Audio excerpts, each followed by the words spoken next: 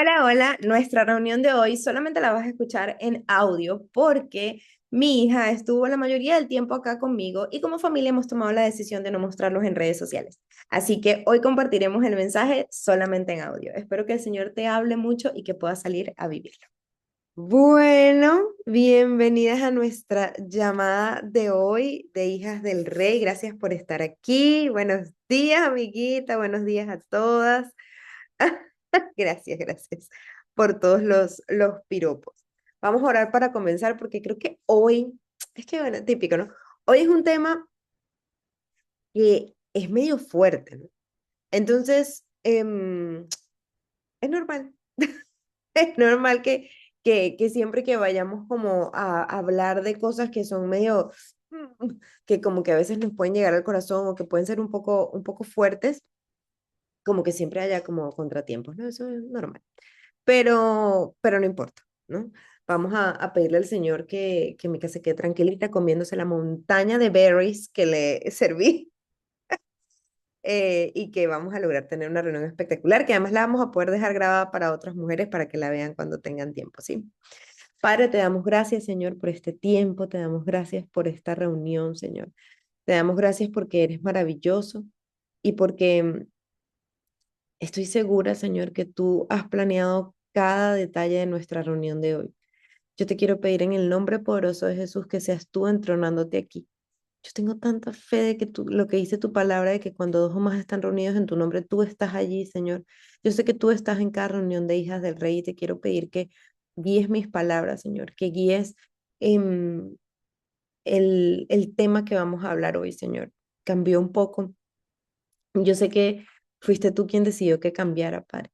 Y te pido que me ayudes a comunicarlo de la forma correcta para que cada una de nosotras lo pueda recibir en su corazón, pero salir a vivirlo desde el minuto uno en el que termine nuestra llamada, Padre. Te lo pido en el nombre de Jesús. Amén. Ok, bueno, aquí tengo el libro, el teléfono, todas las cosas que vamos a estar haciendo o hablando hoy. ¿Sí? Vamos a ir a nuestro texto principal, ¿ok? El texto principal que vamos a estar, voy a abrir una nueva ventana en mi computadora solamente para que ustedes no se den cuenta la cantidad de pestañas que tengo abiertas. Qué horror, de verdad. Ok. Vamos a estar hablando de un tema que, bueno, yo la verdad durante mucho tiempo respecto a este tema pensé que eso era como que algo que a mí no me pasaba, ¿no? O sea, como que decían, yo repetía el versículo ese que la gente dice de eso, pero yo, la verdad, o sea, no como que lo repetía por decirlo ya, sino como que yo sabía que existía ese versículo, pero como que no sabía que de verdad yo necesitaba aplicarlo, ¿no? Eso fue hace tiempo. Cuando, cuando todavía decía, no, yo creo que ese pecado lo tiene fulana, pero yo no. Eso pasa mucho y a medida que uno va creciendo en la fe y madurando en la fe, pues se te va quitando. Y te das cuenta que todo lo que está en la Biblia también te cae a ti. O sea, todo. Vamos a ver sobre el pecado de Acán, ¿ok? Porque hoy vamos a hablar sobre el pecado oculto. Y quiero que todas como abran su corazón para entender cómo esta historia le puede hablar a cada una, ¿ok? Y cómo tenemos que salir a vivirlo, ¿sí? Que es lo realmente importante de todo esto. No cuánto hablemos, si no sabemos exactamente el versículo en el que está, o sea, si te acuerdas del nombre del Señor acá o no, o sea, a mí no me interesa eso y estoy segura que al Señor tampoco. A Él le importa que tú aprendas el principio y lo vivas, ¿ok? Porque de eso se trata. Entonces, el pecado de Acán. Sin embargo, los israelitas desobedecieron al Señor, conservando lo que él había decidido que fuera destinado a la destrucción. Pues Acán, hijo de Carmí, nieto de Sabdí y bisnieto de Será, guardó para sí parte del botín que Dios había destinado al exterminio. Este hombre de la tribu de Judá provocó la ira del Señor contra los israelitas. A ver, La primera parte de esto que vamos a leer, básicamente está hablando de un hombre que en una lucha que tuvieron, siéntate, Mica.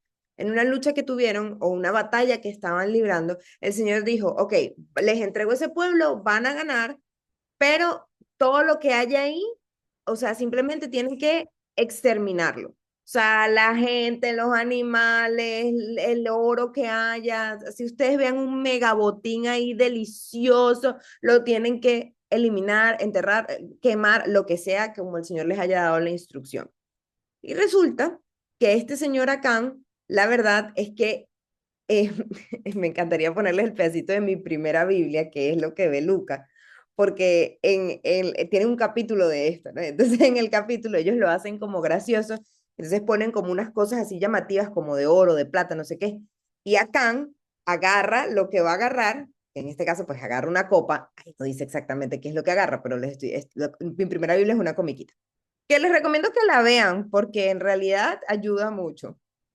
Y entonces agarra lo que está agarrando y hace como que nadie me está viendo y se lo guardó, ¿sí? Con la mentalidad de, o sea, ya derrotamos a esta gente por una copita de plata que yo me lleve, o sea, no va a pasar nada. Y ahora empiezan las consecuencias. Josué envió a unos hombres de Jericó hacia Ai, lugar cercano de Bet-Aven, frente a Betel, y les dijo, vayan a explorar la tierra. Fueron pues a explorar la tierra de Ai. Poco después regresaron y dieron el siguiente informe a Josué. No es necesario que todo el pueblo vaya a la batalla. 2 o 3 mil soldados serán suficientes para que tomemos Ai. Esa población tiene muy pocos hombres y no hay necesidad de cansar a todo el pueblo. Por esa razón, solo fueron a la batalla 3.000 soldados, pero estos salieron huyendo ante los de Ai. El ejército israelita sufrió 36 bajas y fue perseguido hasta la puerta de la ciudad, desde la puerta de la ciudad hasta las canteras. Allí, en una pendiente, fueron vencidos. Como resultado, todo el pueblo se acobardó y se llenó de miedo. Ante esto, Josué rompió sus ropas o rasgó sus vestiduras, como dicen otras versiones, y se postró rostro en tierra ante el arca del Señor y permaneció allí hasta tarde. Los jefes de Israel hicieron lo mismo y echaron ceniza sobre su cabeza. Josué reclamó a Dios, Señor y Dios, ¿por qué hiciste que este pueblo cruzara el Jordán y luego lo entregaste en manos de los amorreos para que lo destruyeran? Mejor nos hubiéramos quedado en el otro lado del río. Dime, Señor, ¿qué puedo decir ahora que Israel ha huido de sus enemigos? Los cananeos se enterarán y llamarán a los pueblos de la región. Entonces nos rodearán y nos exterminarán. ¿Qué será de tu gran prestigio para tu nombre? Y el Señor le contestó, levántate. ¿Qué haces allí postrado? Los israelitas han pecado y han violado el pacto que concerté con ellos. Se han apropiado del botín de guerra que debía ser destruido y lo han escondido ante sus posesiones. Por eso los israelitas no podrán hacerle frente a sus enemigos, sino que tendrán que huir de sus adversarios. Ellos mismos acarrearon su destrucción. Y si no destruyen ese botín que está en medio de ustedes, yo no seguiré a su lado. Levántate, consagra al pueblo, diles que se consagren para presentarse ante mí mañana y que yo, el Señor, Dios de Israel, declaro, lo que ordené destruir continúa en medio de ustedes, Israel. No podrán hacer frente a sus enemigos hasta que hayan destruido esas cosas. Mañana por la mañana se presentarán por tribus. La tribu que yo señale por suertes presentará a sus clanes. El clan que el Señor señale presentará a sus familias, y la familia que el Señor señale presentará a sus varones. El que sea sorprendido en posesión de botín de guerra destinado a la destrucción será quemado junto con su familia y sus posesiones, pues ha violado el pacto del Señor y ha causado una gran vergüenza a Israel. Están siguiendo la onda, ¿no? Ya habían ganado, esta persona se agarró eso, pero en verdad Josué, que era el líder, no sabía, él no lo vio. Uy, mi vida. Ok, ¿Quieres que lea, Adi? sí, ¿Quién me dijo? Yo, Ah, yo, yo. yo. Tu Ahora lee mejor donde amiga. dice el castigo de Acán. Va, el castigo de Acán. Al día siguiente, muy de madrugada, Josué ordenó que se presentaran una por una las tribus de Israel y la suerte cayó sobre Judá. Todos los clanes de Judá se acercaron y la suerte cayó sobre el clan de Será. Del clan de Será la suerte cayó sobre la familia de Sabdí. Josué entonces hizo pasar a cada uno de los varones de la familia de Sabdí, y la suerte cayó sobre Acán, hijo de Carmí, nieto de Sabdí y bisnieto de Será. Entonces Josué dijo a Acán: Hijo mío, honra y alaba al Señor, Dios de Israel. Cuéntame lo que has hecho, no me ocultes nada. Acán respondió: Es cierto que he pecado contra el Señor, Dios de Israel. Esta es mi falta. Vi en el botín un hermoso manto de Sinar, 200 siclos de plata y una barra de oro que pesaba 50 siclos. Los codicié y me apropié de ellos. Entonces los escondí en un hoyo que cavé en medio de mi tienda de campaña. La plata está también allí, debajo de todo. Enseguida Josué envió a unos mensajeros, los cuales fueron corriendo a la tienda de Acán. Allí encontraron todo lo que Acán había escondido. Lo recogieron y se lo llevaron a Josué y a los israelitas, quienes se lo presentaron al Señor. Josué Josué y todos los israelitas tomaron a Acán, bisnieto de Será, y lo llevaron al valle de Acor, junto con la plata, el manto y el oro. También llevaron a sus hijos, sus hijas, el ganado, su tienda de campaña y todas sus posesiones. Cuando llegaron al valle de Acor, Josué exclamó: ¿Por qué has traído esta desgracia sobre nosotros? Que el Señor haga caer sobre ti esa misma desgracia. Entonces todos los israelitas apedrearon a Acán y a los suyos y los quemaron. Luego colocaron sobre ellos un gran montón de piedras que sigue en pie hasta el día de hoy. Por eso aquel lugar se llama Valle de Acor. Así aplacó el Señor el ardor de su ira. Gracias, amiguita, qué linda. Bueno, entendieron perfectamente la historia, ¿verdad? O sea, está súper, súper claro. Ahora, digamos que en ese escenario, ellos venían con esa súper euforia de ganadores, ¿no? Si lo llevamos a una historia de nosotras, pensemos que es que el Señor nos acaba de dar una victoria en algo. Vamos a suponer que alguno de ustedes que necesite papeles aquí en Estados Unidos, le llegó el mensaje y le dijeron: mira, ya, fue aprobado tu proceso, cual sea. Y tú, wow, sí, buenísimo, no sé qué, chévere, están confiados. Bueno, lo siguiente, entonces ahora vamos a ir a sacar, no sé, la licencia de tal cosa que no la habíamos podido sacar por X tal razón. Y empiezan a pasar diferentes cosas. Puede que sea, no tiene que ser ahí mismo, puede ser al tiempo. Eso solo el Señor lo sabe. Y además esto es un ejemplo nada más. Van por esa segunda etapa de eso que querían conquistar y comienza a pasar que no lo logran, ¿ok? No lo logran. Y tú dices como, o sea, ¿por qué? ¿Qué está pasando esto? No entiendo. Y quiero que analicemos 5 puntos, ¿ok? Nosotros podemos esconder las cosas de las personas, pero no podemos esconderlo de Dios, ¿sí? Acán en ese punto había logrado esconderlo de todos, incluso de su líder Josué.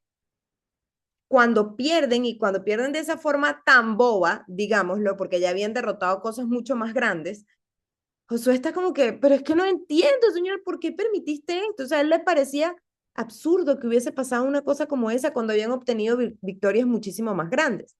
Entonces, yo quiero que entendamos que muchas veces en nuestro corazón existen cosas que están guardadas y que nosotras puede que sepamos y puede que no nos acordemos, porque también puede que no nos acordemos, ¿ok? Pero en la mayoría de los casos sí nos acordamos y tratamos simplemente de sepultarlas porque nos dan vergüenza, porque, ay, no, eso ya pasó hace mucho tiempo, ya no importa.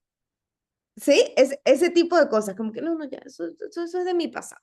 Y está bien, está bien. Puede que haya sido de tu pasado, pero dependiendo si la práctica se ha mantenido en el tiempo o no, o quizás la práctica ha variado, pero sigue estando allí, el Señor la sigue catalogando como un pecado oculto. ¿Ok? Puede ser que ya, puede ser que sea una adicción incluso y que ya tu familia no la note, pero tú en secreto la sigues teniendo. Por ejemplo, mi mamá me prometió a mí en algún momento de mi superjuventud, o sea, como adolescencia, que ella no iba a seguir fumando, ¿sí? Porque ella fumó toda la vida. Yo fui fumadora pasiva 25 años de mi vida. Entonces, ella me dijo, no, ya yo no voy a fumar más, no sé qué, perfecto. Y yo me comencé a dar cuenta durante un tiempo que cuando yo sacaba las toallas, que las toallas de mi casa allá en Venezuela estaban dentro del baño, en un closet dentro del baño. Cuando yo sacaba una toalla nueva para secarme, olía raro. Yo no sabía qué olía, pero me olían raro. Y luego de un tiempo, mi abuela me manda a limpiar un estante y yo así, ¿sabes? Como que me tengo que montar, porque había que como que escalar para limpiar eso allá arriba, ¿no? Había como que montarte en el bidel, imagínate, bidel, no, más nunca he visto un bidel. Tenías que montarte en el bidel, luego en el lavamano, y entonces ahí era que yo llegaba, porque si no, no había manera. Entonces, cuando yo me monto y estoy como que pasando el pañito así, de repente toco algo. Y eso que toco era una caja de cigarros con un yesquero. Eso para mí fue, o sea, terrible, terrible. Y mi mamá había estado teniendo demasiada tos y yo estaba preocupada, ¿no? Entonces yo decía, pero claro, en mi ignorancia en ese momento yo decía, ay, pero ¿por qué mi mamá le está empeorando la tos y ella ya dejó de fumar? En ese momento yo no oraba, pero yo decía como que, ay, pero ¿por qué le está empeorando la tos? Yo se la veo como peor y ella ya tiene mucho tiempo que dejó de fumar. Y luego encontré eso y me di cuenta que nunca había dejado de fumar. Que era mentira, que por eso obviamente la tos estaba empeorando y empeorando y empeorando. Cuando hice todo mi proceso de sanidad y de perdón y de todo, que bueno, ya simplemente acepté que mi mamá sigue fumando. Y ahora que vive sola, no sé cuánto, espero que no sea mucho. Mientras está aquí en Estados Unidos, yo creo que esa es una de las razones principales por las que se quiere ir siempre rápido, es porque no fuma mientras está aquí. Em, pero yo entendí en mi proceso de sanidad que el vivir con la angustia de que te vayan a descubrir, así eso no tuviera una consecuencia aparente. ¿Por qué? Porque mi mamá era la autoridad. Yo no le podía hacer nada a ella, pero sí me podía romper el corazón. Sí me podía hacer sentir traicionada. Y ella, me imagino que vivía con esa angustia de, tengo que fumarme esto rápido, no sé qué, lo pongo ahí, prendo algo para que no huela. O sea, vivir con eso, escondiendo algo, es terrible, o sea, terrible, terrible, terrible. En Hebreos 4:13 dice, y no hay cosa creada que no sea manifiesta en su presencia. Antes bien, todas las cosas están desnudas y abiertas a los ojos de aquel a quien tenemos que dar cuentas. Es decir, todo el Señor lo ve, todo lo que hay en tu vida. El chismecito que dijiste por aquí, la mentirita chiquitica que le dijiste a alguien, la mentirita blanca, el intento que tuviste ahí de decirle algo o la explosión esa que hiciste con tu esposo el otro día, todo. El punto número dos es que eso oculto eventualmente sale a la luz. O sea, era cuestión de tiempo que la descubriéramos en eso. Tú debes tener alguna cosa en tu vida, muy probablemente, que era cuestión de tiempo que te descubrieran. No sé, te escapabas en el colegio, o si alguna vez en Venezuela se dice jubilar, que es que como que no, tienes que ir al colegio y no vas, o sea, tú te uniformas, todo, nada, y no vas. Yo jamás hice eso, o sea, pánico. Me daba pánico hacer eso porque mi mamá era súper generala, pero había demasiada gente que lo hacía. Así se iban uniformados y de repente en la puerta del colegio, ¡zas! se cambiaban la camisa y se iban para otro lado. Incluso se iban a cine, o sea, así, a cine a las 11 de la mañana. Y yo, ay, vas a ir. Yo decía que no, porque me daba pánico, pero luego cuando crecí, mentí muchas veces a mi mamá por un novio. Imagínate, cosa tan terrible. Pero todo lo que yo ocultaba, de alguna u otra manera, se descubría. En ese momento, por supuesto, no lo entendía y yo decía, mi mamá es bruja. O sea, ¿cómo es que se da cuenta si yo estoy mintiendo? Buenísimo. Tengo una estrategia maestra. Mi mamá, en ese momento, al ser mi autoridad, ella representaba lo mismo que representa Dios hoy en tu vida y en mi vida.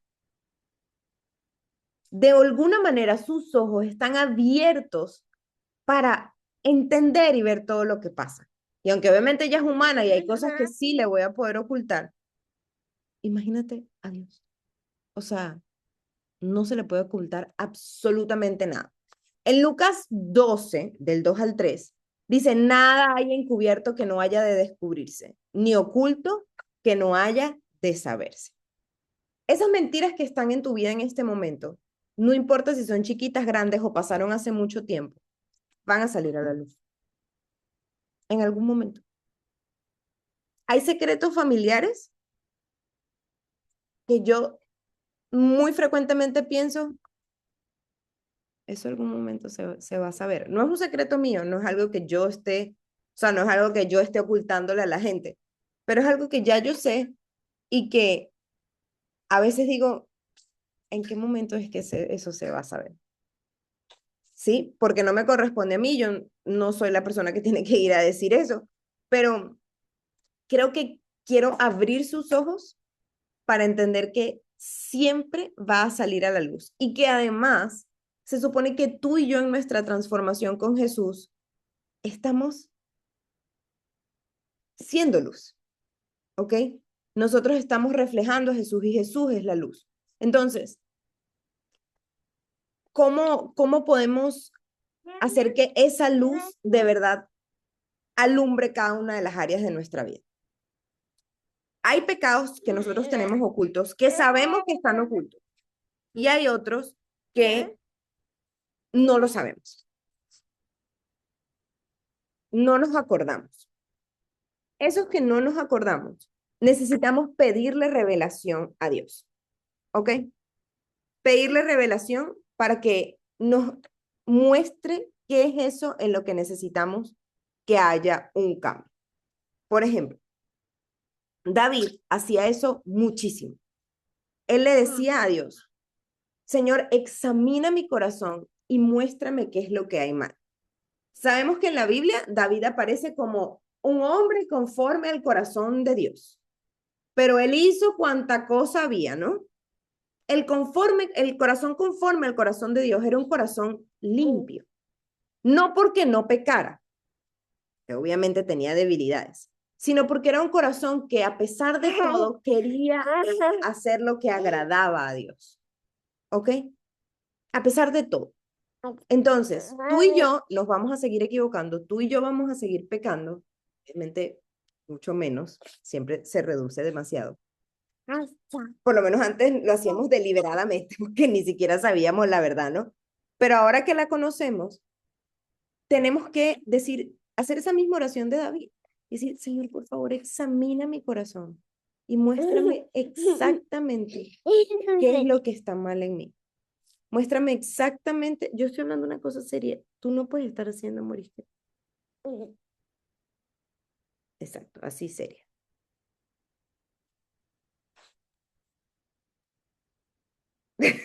De verdad, amiga. Ok, entonces hacemos esa oración y le decimos al Señor, por favor, examina todo lo que está dentro de mi corazón y ayúdame a recordar cosas. Y no tienen idea. Se empiezan a acordar de cosas. O sea, yo quiero que sepan que yo me llegué a acordar cosas del colegio así, primer grado, de cosas odiosas que le hice a niñas chiquitas. Como por ejemplo, le voy a decir una. Yo me acordé de una mentira que dije cuando era chiquita, que una amiga me pidió jugo y yo le dije que no le podía dar jugo porque mi jugo tenía una medicina y que mi mamá tenía una máquina con la que ella lo volvía a cerrar perfectamente. En Venezuela había una cosa que se llamaban cuarticos de jugo, que era un juguito así chiquitico, ¿verdad? Que obviamente cerrado en empresas gigantes, fábricas, o sea, cerraban el cartón así hermético, entonces uno como que le desdoblaba una puntica, quedaba así abierta y tú te lo tomabas por ahí, le podías meter pitillito o te lo tomabas directo. Ella me pidió ese día jugo y yo le dije que yo no podía darle porque le habían echado una medicina y que mi mamá tenía una maquinita para volverlo a cerrar perfectamente bien. Es el nivel de la mentira que metí. En mi proceso de Señor, examina mi corazón, yo aquí mi vieja de 30 años, ¿verdad? Yo, Señor, por favor, el Señor me trajo a la mente esa mentira. Y yo, o sea, tú no sabes ni qué decir, obviamente. Como, Señor, perdóname. Pero yo sé que en ese momento lo que Él quiso traer a mi mente es que la mentira estaba tan normalizada en mi vida que desde que tenía esa edad, obviamente mentí muchas veces más, él no me las trajo todas, pero él me trajo ese momento a la mente para decirme, desde ese momento tú estás mintiendo. O sea, ese pecado está en ti desde ese momento. Y quizás mucho antes. Solo me mostró ese que era insólito para mí. La verdad es que yo no podía creer que le había dicho eso a la amiguita. Y lo peor es que lo recordé así súper vívido en mi mente. Y ahí entendí que el Señor me estaba mostrando como, mira, o sea, estás haciendo esto desde toda la vida, pues. O sea, creo que de verdad necesitas pedirme perdón y arrepentirte por esto que estás haciendo. Encubrir el pecado u ocultarlo, como lo que estaba haciendo Acán de que lo enterró y eso, siempre tiene consecuencias. Ese es el versículo que yo les digo que yo me sabía de memoria, que es el de Proverbios 28:13, que dice, el que encubre su pecado no prosperará, mas el que lo confiesa y se aparta alcanzará misericordia. Hay otras versiones que dicen hallará perdón. De este versículo, la instrucción es clara, en que el que encubre su pecado no prospera. Prospera es que no va a hacer dinero, prospera es que no prospera en ningún área de su vida, ni en la espiritual, ni en la relacional, ni en la profesional, ni en la física, ni en ninguna. O sea, no prospera en nada. Lo que tocas no da fruto, básicamente. Y luego dice, pero el que lo confiesa y se aparta, alcanzará misericordia. Es decir, que si tú pecas y lo sigues ocultando, definitivamente no estás prosperando. Pero para poder hallar misericordia tienes que hacer dos cosas. Tienes que confesarlo y tienes que apartar. ¿Qué quiere decir eso? Que lo de, creo que esto lo dicen los colombianos, el que peca y reza empata. En Venezuela no decimos eso, pero yo he escuchado mucho eso y creo que son los colombianos los que lo dicen. Ah, no, pero el que peca y reza empata. No se trata de que si tú tienes un pecado que cometes constantemente y dices, ay, Señor, perdóname, no, ya, perdón. Y a la semana otra vez, ay, no, perdón, Señor, perdón. O sea, tú tienes que apartarte de eso, de querer dejarlo de verdad. Quiere decir que más nunca, si tú dices, Señor, te pido perdón por haber chismeado de esta persona, se me salió, no lo quise hacer. Y luego vas y dices otra cosa de otra persona, pero pasó ya tiempo, has mejorado mucho, te has convertido en otra persona. El Señor está viendo tu progreso, obviamente. Pero si tú sabes que es una cosa que está realmente como instaurada en tu mente, ¿no? Que está como ahí metida, que lo estás haciendo todo el tiempo, pero como que lo ocultas, etcétera. Ahí no te estás apartando de nada. O a lo mejor es el alcohol. No, Señor, es que yo estoy tomando mucho, me estoy emborrachando, perdóname, Padre Santo. Pero sigo teniendo los mismos amigos que me llevan a tomar, sigo estando en el mismo entorno. Yo me aparté. No me aparté del pecado. Sigo ahí jugando con mi nivel de aguante a la tentación. ¿Ok? Entonces, para obtener el perdón o para obtener la misericordia, para hallar esa misericordia, yo necesito hacer las dos cosas. Necesito confesar ese pecado y apartarme de él. Decir, Señor, yo no quiero mentir nunca más. Así sea una bobada, yo no quiero mentir nunca más. Y si de repente mentiste, retráctate. Yo siempre les doy el ejemplo de Mike. Yo nunca había conocido a una persona en mi vida que mintiera tanto como mi esposo. Así, natural. Y le salía buenísimo. Buenísimo le salió. Y él ahora me dice algo, y me dice algo maquillado, y me dice, no, no, me vida, lo maquillé, perdón, perdón. Lo que quise decir es, así sea con, ya vienes. Y me dice, sí, ya voy por la 95. Y después me dice, no, mi vida, todavía me faltan como 15 minutos para entrar a la 95. Perdón, perdón. Y yo, ok, ok. Ya, porque ya yo entiendo, ¿entiendes? O sea, eso fue algo con lo que él luchó durante mucho tiempo y ahorita, obviamente, salen de repente, Eva, se asoman vestigios de lo que él era antes, pero ya él sabe poner freno de mano, que esa es la diferencia de tener a Cristo. La diferencia es, yo sé que me encanta el chisme, pero yo puedo tener una conversación con una persona y hacerle una pregunta, y si le hago una pregunta y siento que la pregunta ya rayó en chisme, le digo, no me conteste porque esa pregunta que te acabo de hacer ya es chisme, perdón. Y está bien.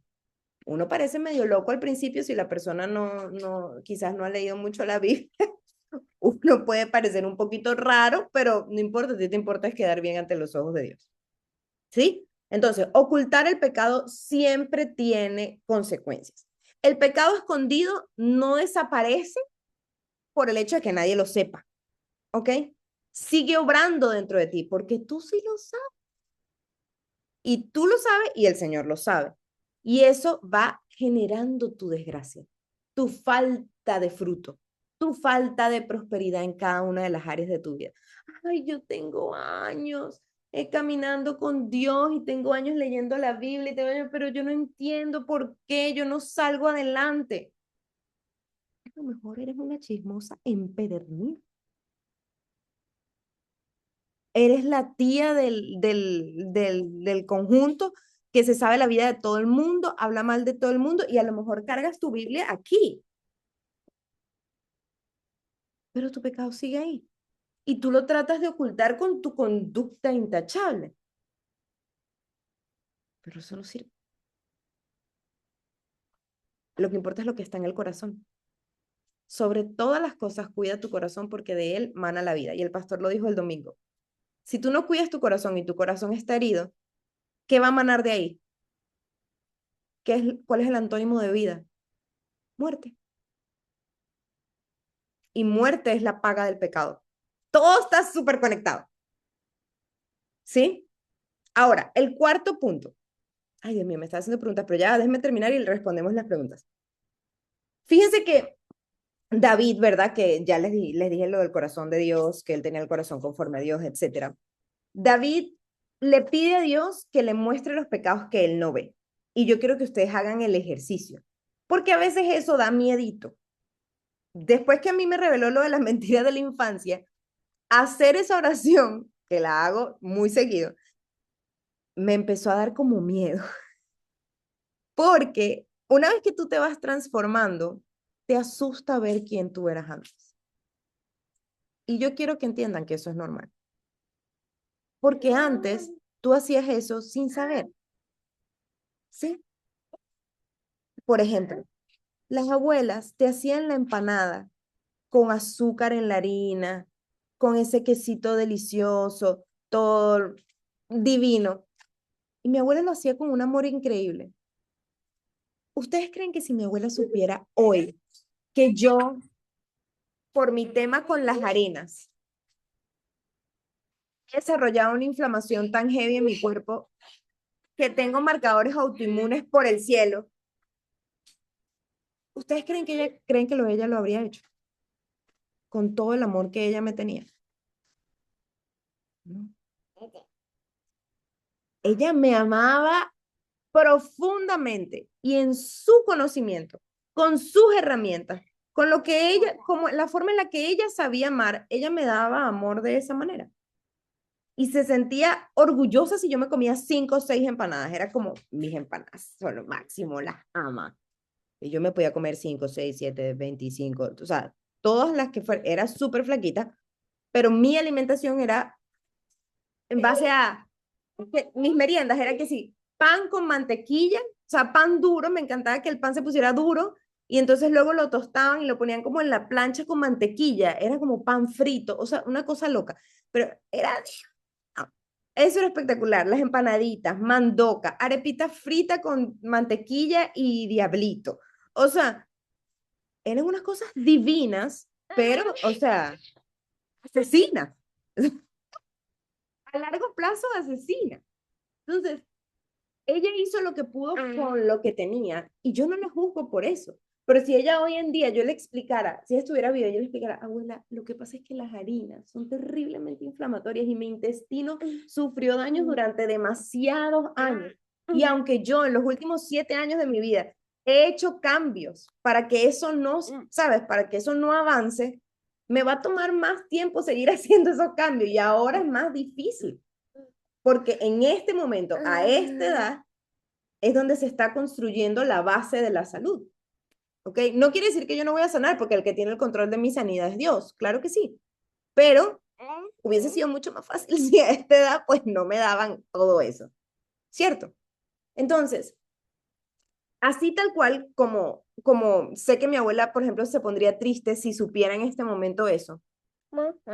Yo sé que cada una de nosotras, cuando le pedimos a Dios que nos analice, eso empieza a volverse como, Señor, en verdad no sé si quiero saber.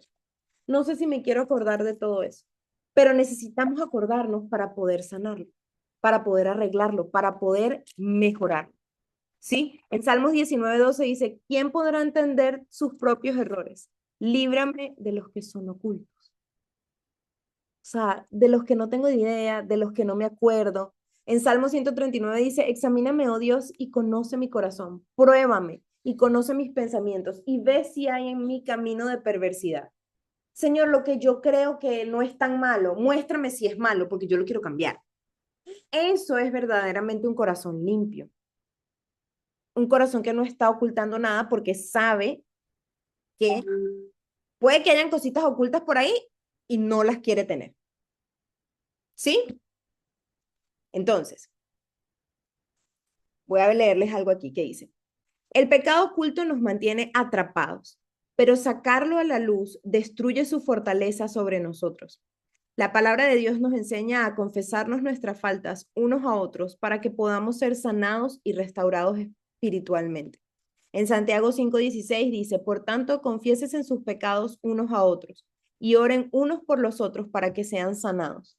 La oración eficaz del justo puede lograr mucho. Quiero que sea la práctica que se lleven hoy. La práctica de pedirle al Señor que les examine el corazón y la práctica de confesar. Mi pastor siempre dice que él prefiere confesar tentaciones que pecados.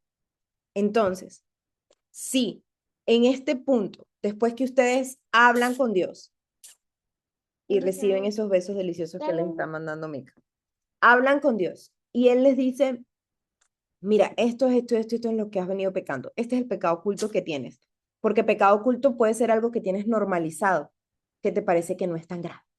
Y sí lo es. Entonces, cuando Él te muestre eso, entonces tú tienes que buscar a alguien y confesarlo con esa persona.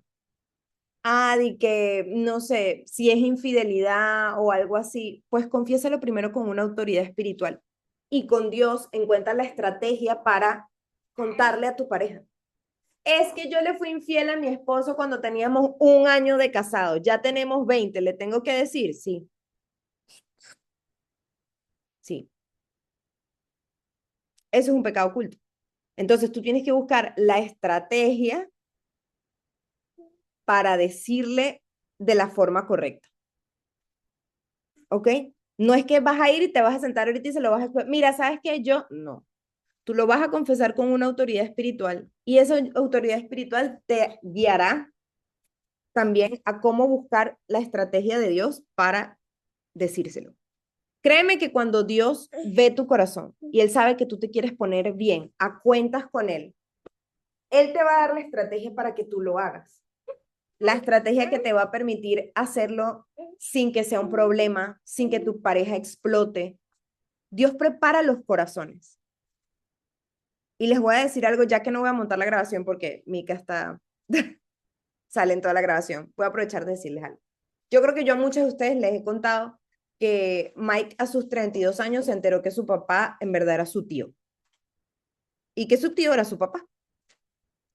Eso es algo muy fuerte, ¿ok? Muy, muy fuerte. Imagínate crecer toda la vida pensando que tu papá es una persona y en verdad no es, sino que es tu tío y tu tío es tu papá.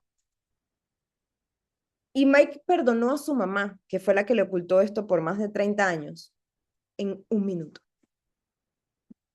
Un minuto. O sea, él literalmente dijo, está bien, mamá, tranquila. Y la abrazó. Y yo, también ya en Dios, yo y que, ¡ah! ¿Cómo pudiste perdonar eso tan rápido? O sea, a mí eso me impresionó muchísimo. Y él me dijo sabiamente, me dijo, todo el proceso que yo pasé contigo, como el Señor me trabajó, fue lo que permitió que yo perdonara a mi mamá. Con todo lo que tú y yo vivimos, el Señor preparó mi corazón para recibir esta noticia. Fíjate que la estoy recibiendo ahora que tú y yo estamos en un camino de restauración. Y fue como, wow. O sea, ese momento fue muy guau para mí. Mira, pero tú eres la que está poniendo el pie así. Ese momento fue muy, muy guau para mí. Fue muy guau para mí porque yo dije, ¿cómo es posible cómo es posible que pueda perdonar de esa manera tan rápida? Y lo logró por eso. Entonces, quiero que se queden tranquilas. En caso de, y quiero que lo hablen con una autoridad espiritual porque yo sé que ustedes tienen esposos que a lo mejor no siguen a Dios y que ese corazón no está transformado, ¿no? Entonces, hay que hacerlo sabiamente en caso de que tengan algo que confesar. Siempre busquen una autoridad espiritual, háblenlo con ella y que las guíen en ese proceso, ¿ok? En conjunto con Dios, pueden ayunarlo. El Señor les va a mostrar la estrategia, pero no oculten pecados. Yo quiero que ustedes sean mujeres fructíferas en cada una de sus áreas, realmente fructíferas. Y para que eso suceda, pues tienen que confesar todos los pecados, incluso los que no se acuerdan. ¿Sí? Y apartarse de ellos. Padre, yo te doy gracias, Señor, por esta llamada. Te doy gracias por este tiempo tan especial, Señor. Te doy gracias porque a través de la historia de Acán, Padre, pudimos entender que ocultar cosas lo que nos hace es traer destrucción y muerte, Señor. No solamente a nosotros, sino a nuestra familia, Padre. Porque en el caso de Acán lo apedrearon a él junto con su familia, a pesar de que su familia no había tocado nada de eso, Señor. Yo te pido que nos libres a nosotras de convertirnos en una Acán, Señor, sino que seamos un David, que a pesar de equivocarnos, Señor, nuestro corazón siempre busque lo que te agrada a ti, que nos arrepentimos y nos apartamos del pecado, Padre Santo, para poder salir a flote, Señor, y que exista prosperidad en cada una de las áreas de nuestra vida. Ayúdanos a vivir este principio y a practicar cada una de las cosas que aprendimos hoy. En el nombre de Jesús. Amén.